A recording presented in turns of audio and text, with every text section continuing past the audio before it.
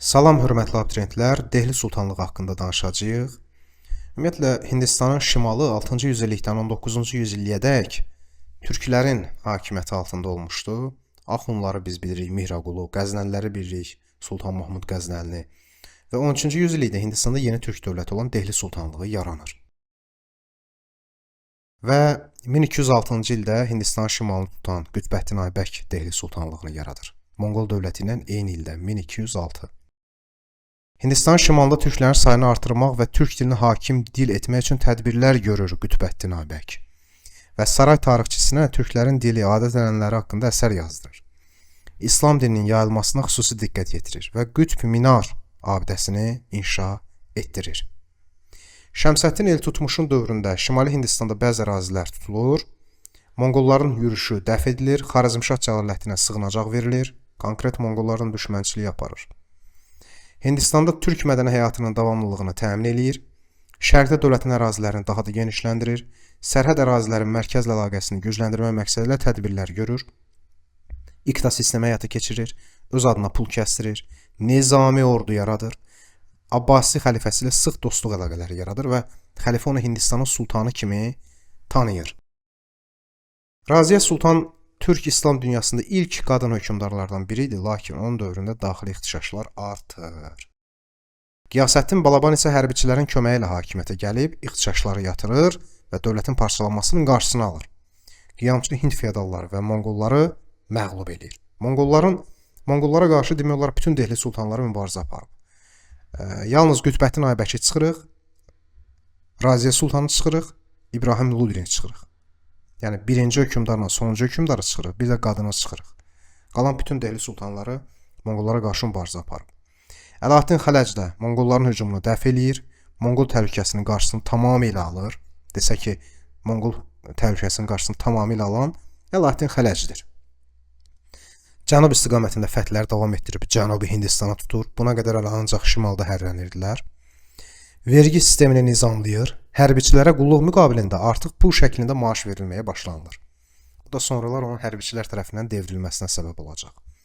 İbrahim Ludi mərkəzi hakimiyyət zəifləyir onun dövründə, ixtişaşlar artır və 1526-cı ildə Panipat döyüşündə Zahirəddin Babura məğlub olur və Dehli sultanlığı süquta uğrayır.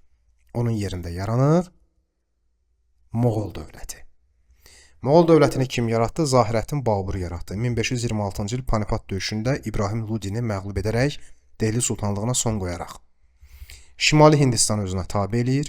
Dehli sultanlarından fərqli olaraq özü və varisləri İslam dinini zorla yaymadı və hətta cizyə vergisini ləğv etdi. Cizyə müsəlman olmayanlardan alınan vergi idi. Hindlilər verirdi, amma o ləğv edir. Dövlətin qızıl əsri isə Əkbər şahın dövrüdür, ən güclü dövrüdür Moğolların.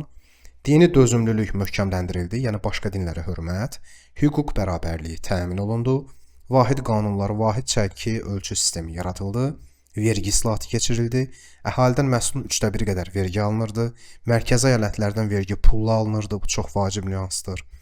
Vergi toplanması işi cagirdarlara həvalə olunurdu. Gujarat, Benqaliya, Kəşmir tutuldu. Şimali və mərkəzi Hindistan, Əfqanistanın bir hissəsi tabe edildi. Osmanlı, Səfəvi, Özbək, Portuqaliya dövlətlərlə diplomatik əlaqələr quruldu. Ona görə qızıl dövr deyirlər də. Varislərin dövründə isə bütün Hindistan tabe edildi Əkbər şahın. Və nəhayət keçirik Dehli sultanlığı və Moğol dövlətində torpaq mülkiyyəti formalarına. Burada bəzi məqamlar varsa çaşdıra bilər, o şeylərə diqqət eləyəcəyik. Dövlət torpaqları adından da göründüyü kimi dövlətə məxsus torpaqlardır. Xas bizim xalisə, sultan ailəsinə məxsus torpaqlardır.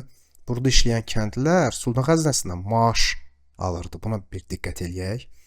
İqta türk mənşəli sərkərdə və məmurlara verilən torpaqlar idi. Onun sahibi zəmindar adlanırdı. Mülk feodalların xüsusi mülkiyyətində olan torpaqlardır. Vəqf sultan tərəfindən ayrılırdı və buradan əldə olunan gəlir dini idarələrə və ehtiyaclı şəxslərə xərclənirdi, şairlərə və s. və ilaxır. İcma, kənd icmalarına məxsus torpaqlar idi. İndi Moğollarda necədir bəs? Moğollarda görürük dövlət xalisə birləşib. Dövlətə məxsus torpaqlar idi, işğal olunmuş bütün yeni ərazilər bu kateqoriyaya daxil edilirdi. Cagir, şərti torpaq mülkiyyəti formasıdır. Baxın, Dehlidə şərtli torpaq bildiyimiz iqtadır, amma Moğolda Cagirdir. Sahibi də Cagirdar adlanır. Zəmindarlıq tabe edilmiş və xərac verən Hind knyazlarının torpaqları idi. Baxın, burada iqtanın sahibi zəmindar adlanır. Burada isə tabe edilmiş, xərac verən Hind knyazlarının torpağı zəmindarlıq adlanır. Bunları səhv salmayaq. Yəni, nəyə diqqət etməlisiniz, onları deyirəm. Çünki 90% abituriyent bu şeylərdə səhv eləyir. Sufi şeyxlər və müsəlman ruhanilərin irsən keçən və vergidən azad olunan torpaqları isə soyurqal və ya mülk idi. Soyurqal bizim Ağqoyunlu və Qaraqoyunluda da olub, amma bizdə hərbi xidmət müqabilində verilirdi. Onlarda isə sufi şeyxlər və müsəlman ruhanilərinin irsən keçən və vergilərdən azad olunan torpaqları idi. Belə dəyərli yoldaşlar, Dehli Sultanlığı və Moğol dövləti mövzusunda video dərsimizi sona çatdırırıq. Ümid edirik ki, faydalı oldu. İndi isə vəsaitimizdən mövzunu öyrənək. Hər biriniz uğurlar və zihin açıqlığı arzulayıram. Hələlik.